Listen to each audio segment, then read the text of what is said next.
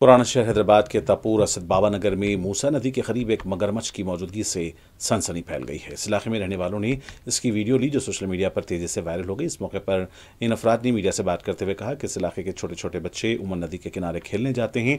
ताहम गुज़िश्ता 4 दिनों से इस मगरमच्छ की मौजूदगी की खबर से यहाँ रहने वालों में खौफ देखा जा रहा है। उन्होंने कहा कि इस मगरमच्छ ने जानवरों को निशाना भी बनाया है। उन्होंने कहा कि इस सिलसिले में पुलिस को इत्तला की गई है। उन्होंने बताया कि चूंकि जू पार्क भी करीब ही है, पुलिस ने जू के हुक्काम को भी सिलसिले में मुतल्ला करने की बात कही है।